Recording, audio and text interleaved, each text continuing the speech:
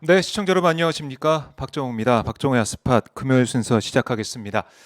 자, 4.15 총선을 앞두고 검찰이 당시 네, 제1야당 시청자 여러분 안녕하십니까? 미래통합당 현재 국민의힘 측의 범여권 정치인에 대한 형사 고발에 사주했다 이런 의혹이 제기됐는데요. 자, 이 사안 민주당 쪽에서는 특히 법사위 쪽에서는 어떻게 좀 파악하고 있고 이 사안에 우리가 좀 들여다봐야 할 부분들이 어떤 게 좀 있을지 김남국 민주당 의원 연결해서 말씀을 들어보도록 하겠습니다. 의원님 안녕하십니까? 네, 안녕하세요. 안산 단원을 김남국입니다. 네, 이게 이제 인터넷 매체 뉴스버스의 보도인데 대검의 수사정보정책관을 맡고 있던 손준성 검사가 지난해 4월 3일에 미래통합당 송파가 국회의원 후보이던 김웅 의원에게 고발장을 전달했고 김 의원이 미래통합당에 고발장을 다시 또 전달했다 이런 보도 내용 의혹입니다. 네, 고발장의 첫 페이지 고발인라는 고발인을 알아서 채워넣을 수 있도록 빈칸이었고 고발장 수신처가 대검 공공수사부장 이렇게 적혀 있었는데 고발 대상이 뭐 유시민, 최강욱, 황희석 당시 여권 인사들의 이름이 적혀 있었고요. 의원님 이 보도 의혹 접했을 때 좀 어떤 기분이 드셨는지 또 어떻게 좀 이 사안에 대해서 생각하고 계신지 좀 총평을 좀 듣고 싶습니다. 의혹에 대한 여러 가지 증거들을 저희가 지금 확인하고 있다라는 그런 생각이 들었습니다. 아 예. 과거 검찰이나 수사기관의 행태와는 다르게 윤석열 검찰은 상당히 정치적인 모습, 그리고 정치 수사, 정치 검찰의 면모를 많이 보였었는데요. 네. 대표적인 것이, 총선을 앞두고 정치 수사에 굉장히 집중하고 열을 올렸다라는 것입니다. 네. 되게 일반적인 검찰이나 수사기관은 총선이라든가 중요한 선거가 있으면 정치적인 수사는 사실은 선거에 영향을 미칠 수가 있기 때문에 멈춰두는 게 일반적인 수사기관의 모습이었거든요. 네. 정치인에 대한 수사가 있다라고 한다면 선거 이후로 미룬다거나 아니면은 수사를 꼭 해야 될 어떤 그 증거인멸이나 이런 어떤 우려가 있어서 수사를 해야 네. 된다라고 하면 이런 어떤 정치인에 대한 수사 중에서 이 음. 정치인에 대한 직접 소환 조사나 이런 수사는 뒤로 미뤄두고 주변 관련자들에 대한 수사만을 하고 이런 걸 네. 언론에 보도하지 않는 게 아하. 거의 FM처럼 모든 수사기관이 그런 수사를 보였는데 네. 윤석열 총장은 그렇지가 않았거든요. 지난해 음. 총선 거의 직전까지 몇 달 전까지만 하더라도 계속해서 청와대 압수수색 그리고 음. 원전 수사 또 네. 울산 고래고기 사건 이 관련 사건을 뭐 하명수사다라고 하면서 음. 계속해서 정치 수사에 집중하는 모습을 보여서 네. 그때 의혹이 그 의심스러운 상황이 아. 이번에 좀 뭔가 증거로서 저희가 음. 확인하는 것 아닌가 그런 어떤 생각을 하고 있습니다. 아. 그러니까 이 정치 수사에 열을 올렸던 그런 모습들 그게 이번에 이런 의혹 보도로 또 확인이 되고 있다. 이런 말씀이신데 네, 사실 뭐 저도 피해자였습니다. 그런가요? 네, 네. 그 당시에 그 선거 바로 이틀 전에 네. 제가 팟캐스트에 출연했다라고 아. 하면서 예. 야권과 매우 가깝다라고 하는 시민사회 단체가 선거 하루 전날 고발을 합니다.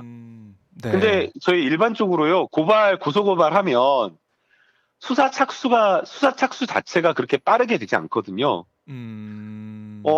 특히나 또 정치인에 대한 사건 수사 같은 경우에는 네. 좀 묵혀두는 경우가 상당히 많았습니다. 아하. 그 나경원 의원 그 사건 생각해 보시면 알겠지만 네. 시민사회단체에서 줄기차게 정말 여러 가지 의혹들을 10차례 이상 그렇게 고발을 했는데도 불구하고 음. 1년 가까이 수사 착수조차 그렇게 그 앞에서 시위하고 했는데도 안 했거든요. 음. 근데 제 사건은 그때 이 팟캐스트에 성인물이라고 하는 18 그 청소년이 이용할 수 없다라고 하는 표시를 안 했다라고 하면서 고발을 한 거예요. 네. 근데 이 내용을 좀만 들여다보면 단순 출연자는 그런 의무가 없기 때문에 음. 각하를 사건인 것을 충분히 알 수 있었는데도 불구하고 네. 24시간도 안 돼갖고 한 16시간? 열 몇 시간 만에 음. 수사 착수했다고 선거 당일날, 총선 당일날 아침부터 계속해서 김남국 수사 착수 이거를 계속 방송에 보낸 겁니다. 네. 선거 자, 개입이거든요. 예. 음. 뭐 그런 걸 다 따져봤을 때 윤석열 이 네. 총장 검찰 당시의 모습을 보면 정치적인 이 수사에 집중을 했고 그런 게 또 이번에 연장선상에서 의혹으로 보도됐다 이런 말씀이신데 눈에 띄는 게 고발장에 명예훼손 피해자로 적시된 사람이 윤석열 전 총장 그러니까 윤 전 총장 당시 이제 총장이었고 윤석열 이 총장의 부인 김건희 씨 또 한동훈 검사장 세 명이었는데 이게 전 이해가 안 가는 게 이 검찰에서 이 피해자를 이 세 사람으로 지목해가지고 여권 인사들에 대한 고발을 해달라라고 미래통합당에 사주했다 이런 의혹이잖아요. 자, 피해자 네, 일단은 여기서 저희가 언론에서 짚지 않고 있는 게 하나 있는데요. 네, 이거 하나 짚을 필요가 있습니다. 피해자가 세 명의 이름을 한 번만 더 말씀해 주십시오. 윤석열, 윤석열, 김건희, 김건희, 한동훈, 한동훈 네, 이 세 사람이죠. 네, 이 말 무슨 말일까요? 음, 저는 이 사람들 세 사람이 거의 하나처럼 움직이는 거 아닌가라는 생각이 듭니다. 아, 명예훼손이라든가 고소와 관련된 부분에 대해서 네, 허위 사실에 의해서 명예훼손을 했다라고 하는 것은 허위 사실인지 여부를 먼저 확인할 수 있어야 되고, 네, 그리고 이 당사자의 의사에 반해서 고소고발이나 이걸 할 수가 없기 때문에 네, 사실상 당사자의 의사가 굉장히 중요하거든요. 그런데 이 세 사람이 피해자로 같이 해서 함께 고소고발을 결정했다. 네, 그리고 그 사실관계를 확인했다라는 것이 맞다면 이 사람들 세 사람들 같이 뭐 단톡방 펴놓고 뭘 한다거나 예, 함께 움직였을 가능성이 매우 높다라고 저는 생각이 듭니다.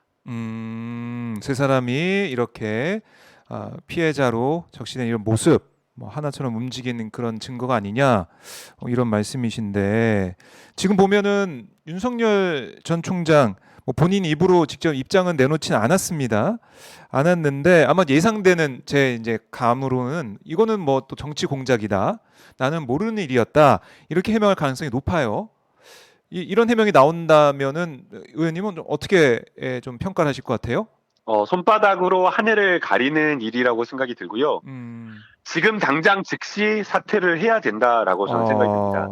지금 윤석열 후보는 저희가 윤석열 후보가 여러 발언을 정말 상식 이하의 발언을 했다는 것을 잘 알고 있잖아요. 네. 그래서 윤석열 후보는 이 사안이 가지는 이 정치적인 어떤 의미, 그리고 이 사안이 얼마나 불법적이고 얼마나 위험한, 그리고 민주주의의 가치를 얼마나 훼손하는지를 전혀 이해 못하고 가늠하지 못하는 사람입니다.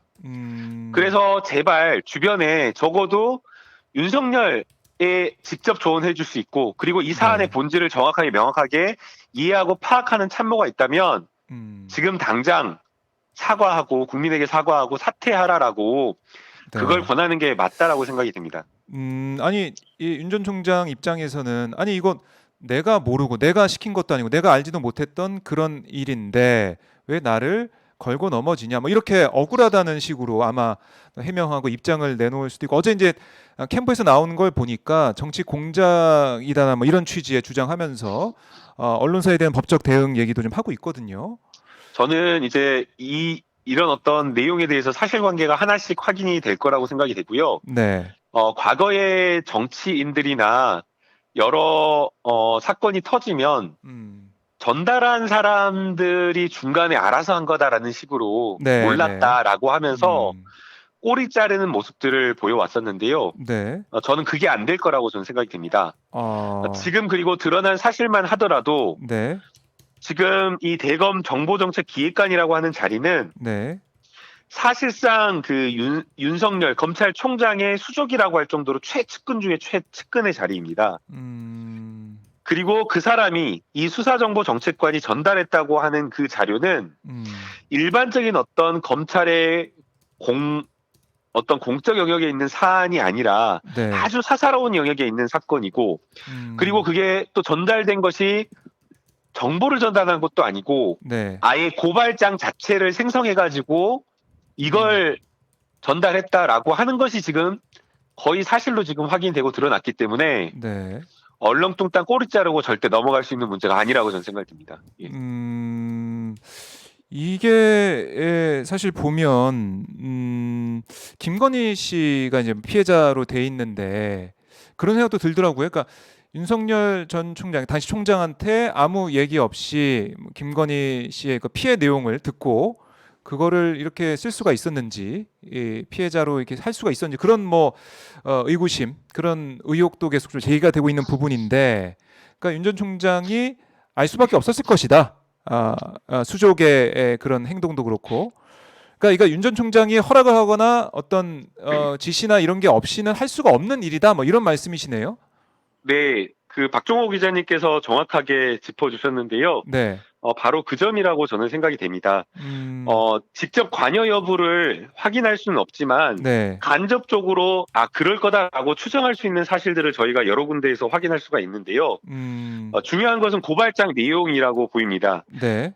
명예훼손 허위사실에 의한 명예훼손 고발장과 관련된 내용을 쓰려면 네. 기본적으로 당사자에게 이 고발장에 담을 그 상대에 대해서 명예훼손을 당했다라고 하는 그 사실이 네. 허위인지 아닌지 여부를 당사자에게 확인하는 절차가 필요하거든요. 네. 그게 자칫 안 됐을 때는 뭐 고발장이 그냥 각하돼 버린다거나 아니면 또 심한 경우에는 무고로 또 역으로 자기가 처벌받을 네. 수가 있기 때문에 아하. 기본적으로 명예훼손 피해자의 당사자에게 네. 그 내용을 사실을 확인하는 절차가 필요한데 김건희 씨 같은 경우의 보도는 네.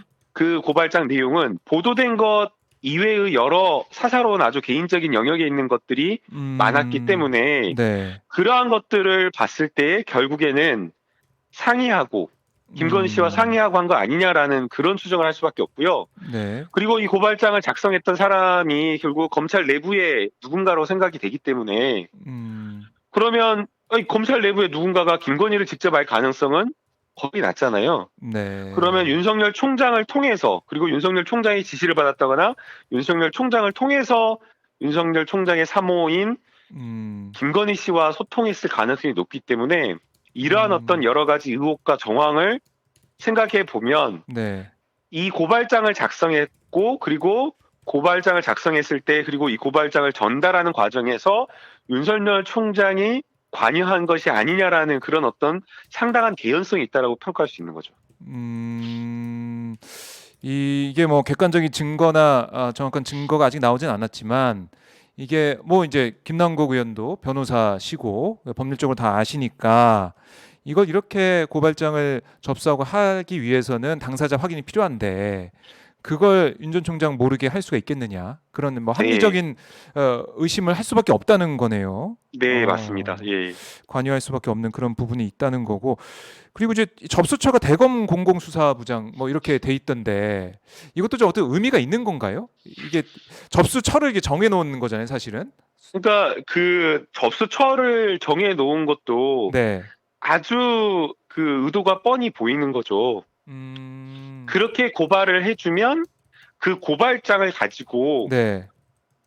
유시민, 최강욱, 황희석 이 사람들을 대검에서 직접 탈탈탈 털겠다라고 계획한 거라고 저는 생각이 듭니다. 대검에서 탈탈 털겠다. 네. 이게 사실은 어떻게 보면 그 별건 수사 굉장히 이런 것들이 무섭고 네. 마음대로 사건을 만들어내고 또는 그 사람의 일생을 그냥 압수수색으로 다 털어가지고 그냥 뭐 기우제식 뭐가 나올 때까지 뭘 만들어낼 때까지 수사를 하는 것을 네. 봤잖아요. 조국 전 장관님이 그 피해를 다 받으셨고 네. 또 그 전에 또 손혜원 의원님도 그렇게 큰 압수수색, 대대적인 압수수색 한 30여 곳 이상 압수수색을 당했다고 하고 네.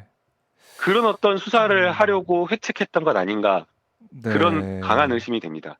중간에 결국 서울중앙지검장이나 서울에서 고발을 했을 때 네. 뭐 국민의힘이 간다라고 하면 사건 무게에 따라서는 당연히 서울중앙지검으로 가고 또는 뭐 여의도가 남부지검 관할이니까 서울 남부지검으로 가는 게 네. 일반적이거든요. 아하.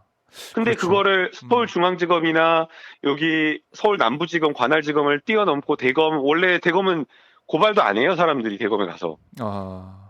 그쪽으로 가면은 그쪽으로 갔다가 또 내려가는데 시간도 걸리고 힘들다고 해갖고. 네. 근데 대검으로 하라라고 했다는 것은 자기네들이 이거를 고발장을 받아가지고 이걸 근거로 해가지고 대대적인 압수수색을 통해가지고 누군가를 죽이려고 했던 건 아닌가. 그러니까 조국 전 장관 그 상황처럼 뭐 똑같은 시나리오로 갈 수가 있었던 그런 부분이다. 네, 이런 그런 의심이 생각을 또 됩니다. 그런 예. 의심을 하고 계신 거고.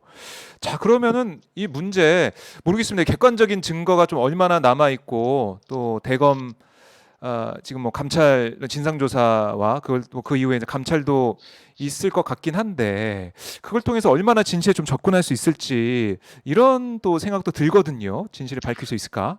그러니까 지금 아마 네, 수사나 감찰 이걸 즉시 전 들어가야 된다 보는데요. 네, 이게 워낙 이 검사들 자기네들이 어떻게 압수수색하고 어떻게 증거 인멸하고 이런 것들을 너무 다 잘 알기 때문에 네, 당장 아마 휴대폰부터 뭔가를 아, 했을 가능성이 있다라고 보이고요. 네, 또 당장 그 그때 당시에도 네, 서로 연락하거나 이런 것들을 주고받는 이런 음, 것들 하는 과정에서 네, 다 그 내용을 지웠을 가능성이 없습니다. 벌써 김웅원 음. 같은 경우에는 그때 뭐 방폭파해 버리고 막 그랬다고 하잖아요. 네, 그러니까 이 뭐 내용을 판결물 같은 거 뭐 전달받은 뭐 이런 것들 뭐 그 관련해 네. 가지고 뭐 다 없다는 그런 얘기 아니겠습니까? 예, 메시지 방을 네. 폭파했다는 거예요. 그러면 증거가 없을 음. 가능성이 높아요. 증거인멸 가능성이. 그러니까요. 예. 그래서 당장 휴대폰에서 뭔가 얻을 수 있는 게 없다고 하더라도 음. 저는 컴퓨터에는 남아 있는 것들이 많을 수 있다. 아하. 예, 어쨌든 고발장을 작성하고 막 그랬을 컴퓨터를 뭐 음. 휴대폰으로 작성하지 못하니까 네네. 그러면 이 컴퓨터를 빨리 압수수색을 해서 네. 그 컴퓨터에 남아 있는 기록들, 흔적들 이런 것들을 보면 음. 고발장이 작성된 시점 네. 그리고 이 대검 수사정보정책관이 직접 고발장을 작성하지 않았을 가능성도 높습니다. 아. 그러면 또 한 단계 더 지시가 갔을 가능성이 높고 음. 그러면 이 사람들 관련자들의 진술을 확보할 수만 있다면 음. 적어도 사건의 면모를 전체적으로 충분하게 빠르게 확인할 수 있지 않을까 이렇게 음. 생각합니다. 예. 음. 또 그런 부분이 있겠네요. 그 예. 휴대폰 또 컴퓨터 또 이 지시 관련된 진술 이런 것들을 좀 확인해 봐야 된다. 이런 네. 말씀이신데 그래서 네. 빨리 즉시 감찰에 음. 나서야 되고 그리고 또 빨리 수사에 착수할 수 있도록 해야 됩니다. 그래서 저희도 지금 네. 법사위가 긴급하게 일정을 네. 잡아서 아하. 9월 6일에는 네. 당장 월요일에는 음. 회의를 소집할 수 있도록 지금 그렇게 계획하고 준비하고 있습니다. 네. 참 어떻게 글쎄요. 이제 이 의혹이 사실이라면 좀 무서워요. 제가 좀 이거를 보면서 검찰이 어떻게 그 사주를 해서 개인들 뭐 물론 여권 유력 인사라고는 하지만 개인들을 이렇게 고발해 버리는 거 아니겠습니까? 네. 공정 중립을 지켜야 되는 그런 수사기관이 예. 좀 섬뜩하고 오싹하다는 생각이 드는데요. 의원님도 좀 개인적인 소회나 이런 것도 있었을 것 같아요. 어, 저는 이제 그때 네. 윤석열 총장이 음. 막 청와대를 압수수색하고 대통령을 타겟으로 해서 수사를 했을 때 네.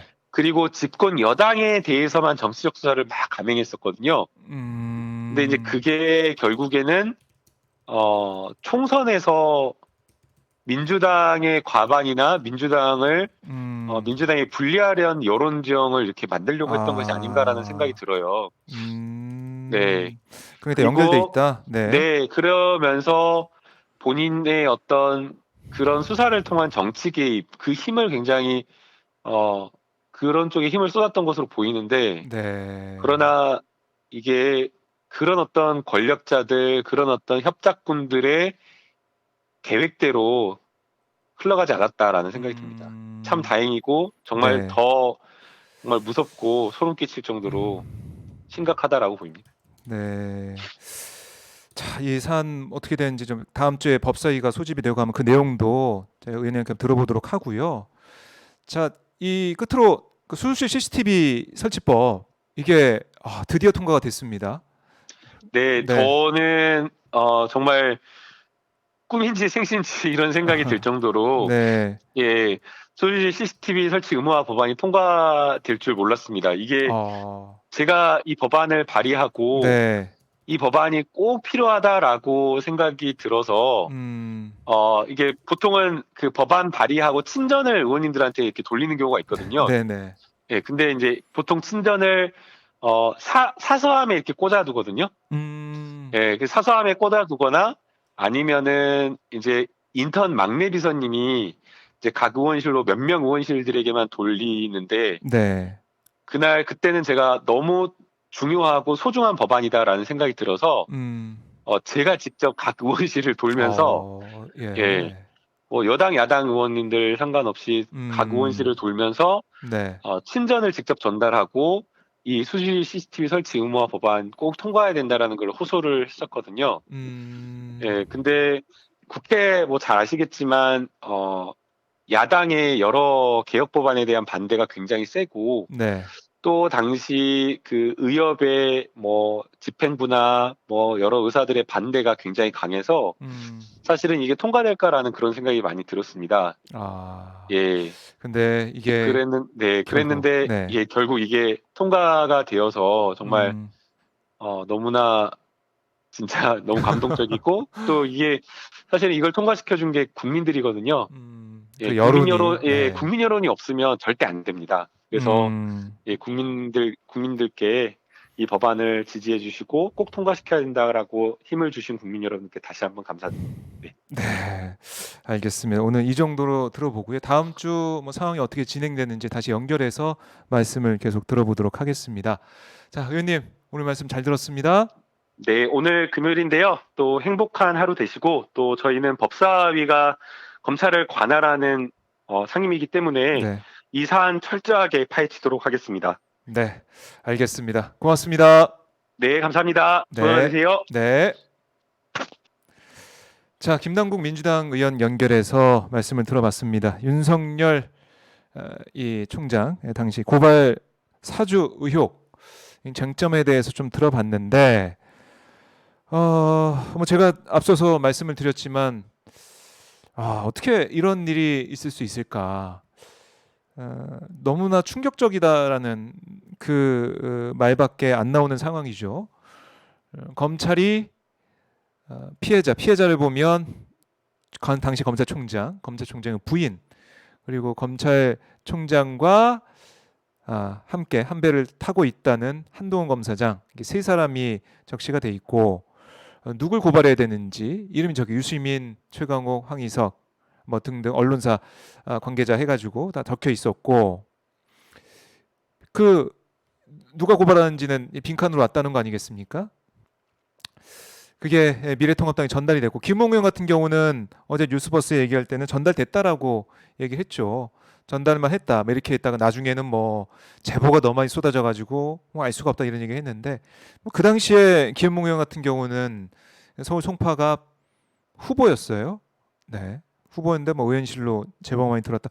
이게 뭐 시점이 좀 헛갈리는 건지 뭐 봐야겠지만은 이런 해명 글쎄요. 좀 잘 고지고대로 안 들린다. 이거 전달한 건 맞지 않냐 이렇게 생각할 수밖에 없는 상황입니다. 그리고 손중성 검사랑 그리고 김웅 의원이 사법연수원 동기다라고 또 알려지고 있고 서로 이름 부를 정도로 뭐 친하다 뭐 이렇게 알려지고 있는데요. 한번 상황이 점차 파장이 커지고 있기 때문에 좀 봐야 될 것 같고. 자, 저희가 이어서 이제 민주당의 최고위원회의도 함께 보려고 해요. 소영길 대표를 비롯해서 최고위원들이 좀 어떤 얘기를 할지 이 사안에 대해서 아마 또 여러 가지 의견과 앞으로 당에서 어떤 조치를 할지를 얘기할 거기 때문에요. 민주당 최고위원회의를 저희가 여러분께 생중계로 보내드리도록 하겠습니다. 그리고 10시에 윤석열 전 총장 일정이 있어요. 일정이 있는데 아마 일정도 뭐 보지만은 일정 전후로 해서 이 사안에 대해서 윤석열 전 총장의 육성으로 입장이 나올 가능성이 크거든요. 그 현장에 우리 방태훈 기자가 가 있습니다. 그 현장 연결이 되는 대로 한번 들어보도록 하고 그리고 10시에 이준석 국민의힘 대표 관훈클럽 소총 토론이 있어요. 또 이 사안에 대한 얘기가 있을 텐데 국민의힘은 과연 여기에 대해서 어떤 입장을 내놓을 건지 이준석 대표는 어떻게 이걸 좀 파악하고 있고 여기에 대한 판단을 좀 어떻게 하고 있는지 이것도 궁금해요. 국민의힘 미래통합당에 있었던 미래통합당 당시에 있었던 일이고 또 국민의힘이랑 미래통합당에 연결되는 부분이기 때문에 한번 좀 봐야 될 것 같고 자 그럼 그렇지님은 특검해야 된다 이런 말씀하고 계시고 철저히 조사해야 된다 이런 악동님께서도 의견을 주고 계십니다. 자, 뭐 이제 공수처에서도 이 사안에 대해서 어떻게 좀 움직일지도 좀 궁금해요. 조희연 서울시 교육감 그걸 이제 1호 수사로 해가지고 수사해서 오늘 수사 결과를 발표한다고 하는데 이거야말로 이 사안이야말로 정말 공수처가 철저히 수사해야 될 그런 부분이 아닌가. 권력을 사적으로 이용해서 검찰 권력을 사적으로 이용해서 이렇게 고발하라고 했다는 의혹 이게 정말 사실인지 진실인지 어떤 것들이 다 연관돼 있는지 이거를 하나하나 알고 싶은 그게 이제 국민들의 마음 아니겠습니까? 공수처가 이 부분 철저히 얼마나 얘기를 할지 한번 저희가 좀 봐야 될 것으로 보입니다. 송관웅님은 특검보다 국정감사가 훨 낫다. 국정조사 말씀하시는 것 같은데요. 백송님은 공수처도 믿을 수 없다 이런 말도 하고 계시고 박승우등님께서 공수처는 즉각 수사하라 이런 의견도 댓글로 남겨주고 계십니다. 자 윤석열 전 총장 어제 이제 캠프에서 나온 반응은 뭐냐면 이걸 보도한 언론에 대한 법적 대응도 예고를 하고 있어요. 그 얘기를 하고 있는데 아니 언론중재법 개정안에 대해서 언론 재갈법이라고 했던 윤석열 전 총장 이 의혹 보도 가지고 뭔가 법적 조치를 한다? 이거야말로 언론에 재갈 물리는 거 아니겠습니까? 왜 나에 대한 의혹을 이렇게 보도해? 아니 정치인들은 이제 공적 영역에 와 있는 거예요. 그래서 언론은 의혹을 제기하고 있고 그 의혹에 대해서 정치인은 공인은 답을 할 의무가 있는 겁니다. 그런데 지금 또 언론에 대한 법적 대응을 하겠다. 이런 내용, 이런 반응을 보인다는 것 자체가 언론중재법 개정안을 언론 재갈법이라고 했던 윤 전 총장이 보일 반응이겠는가라는 그런 생각이 그런 지적이 당연히 바로 나올 수밖에 없는 거죠. 네, 리성님인가요? 네, 내로남불 쩐다. 뭐 이런 말씀도 하고 계시고 또 화나서 사퇴하는 건 아니지. 뭐 이런 말씀도 하고 계시고. 그러니까 제일 언론에 대해서 민감하게 반응하고 이런 모습을 보이고 있는 게 자기 가족 수사에 대해서도 이거는 그 의혹 보도에 대해서도 언론 대응을 하겠다라고 하고 있는 거고요. 글쎄요, 이 언론에 대해서 압박을 제일 많이 넣고 있는 사람이 누구냐 이런 지적이 나올 수밖에 없습니다. 그렇죠? 네, 이런 의견도 많이 말씀을 하고 계신데요. 깡즈님은 공적과 상식 적반하장이다 이런 말씀을 또 하고 계십니다. 그러니까 이런 거예요. 고발장에 적시된 피해 사실을 보면 뭐 김건희 씨가 불법 주가 조작에 관련 사실이 없었다. 뭐 이런 내용이 나오고 있는데 내밀한 내용이 쭉 나오고 있는데요. 이거는 김건희 씨한테 확인을 해서 고발장에 넣은 사실이겠죠. 그런 내용이겠죠. 아니면 어떻게 확인했을까? 어떻게 되든 윤 전 총장이 알 수밖에 없는 그런 부분이 아니겠느냐 이런 의구심이 계속 나오고 있고 의혹이 계속 제기되고 있는 거고 대검 공공수사부로 미리 기재가 돼 있는 접수처가 이런 부분도 서울중앙지검에 안 보내려고 그러니까 이성윤 당시 지검장이 있던 그 서울중앙지검에 보내지 않기 위해서 이렇게 꼼꼼하게 세세하게 적실해서 고발장을 친절하게 만들어서 김웅 의원한테 전달한 게 아니겠는가 는 의혹이 날 수밖에 없죠. 그러니까 이 고발장을 만들어서 했다는 것, 사주를 해서 고발을 해달라고 했다는 것 이런 부분들 검찰 권력을 정말로 사적으로 이용한 부분들이 아니겠는가 이런 비판과 의혹이 제기가 되고 있고요.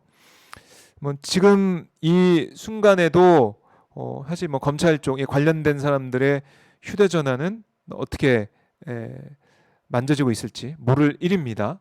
뭐 봐야겠지만 그동안 뭐 지난번에 그 검찰 접대 관련해서 99만 세트 나왔던 그 사안과 관련해서 어떻게 공교롭게도 휴대전화가 뭐 사라지고 고장 나고 없어지고 뭐 이런 일들이 있었다는 거 아니겠습니까? 이런 보도가 나왔었는데 자 근데 김남국 의원이 얘기했듯이 휴대전화뿐만이 아니라 이 컴퓨터 들여다봐야 된다. 서류 작성이 어떻게 돼 있는지, 고발장 작성이 어떻게 됐는지 이런 부분들, 그리고 지시가 어떻게 좀 내려갔는지 이 부분들도 들여다 봐야 된다. 그래서 지금 빠른 감찰 수사가 필요하다. 이런 건데요. 다음 주에 국회 법사위에서도 이 사안에 대해서 아마 다룰 것 같아요. 하지만은 그보다 빨리 증거를 확보하는 그런 일들이 필요하다는 겁니다. 만약 이 고발장이 접수가 돼서 수사가 됐다면 미래통합당에서 해서, 물론 고발장 접수는 안 됐다고 하지만 접수가 되면 어떤 또 검찰 수사가 있었을지, 이건 뭐 조국 전 장관 수사 때 좀 비교해서 생각해 보면은 다 우리가 예상을 할 수밖에 없는 그런 사안이 되겠습니다. 네, 자 한번 파장을 좀 더 저희가 주목을 해봐야 될 것 같고, 민주당의 대응 이것도 좀 봐야 될 것 같고요. 이게 어제 이 사안이 보도가 되면서 민주당 대권 주자들의 반응이 나왔죠. 네, 지금 보면 한번 그 상황을 좀 보면요. 이재명 경기지사는 만일 사실이라면 검찰의 노골적 정치 개입이고 명백한 쿠데타 시도다라고 지적을 했고요. 이낙연 전 대표는 윤 전 총장의 보복 수사와 검찰권 사유와 의혹 사건이다라고 비판을 했습니다.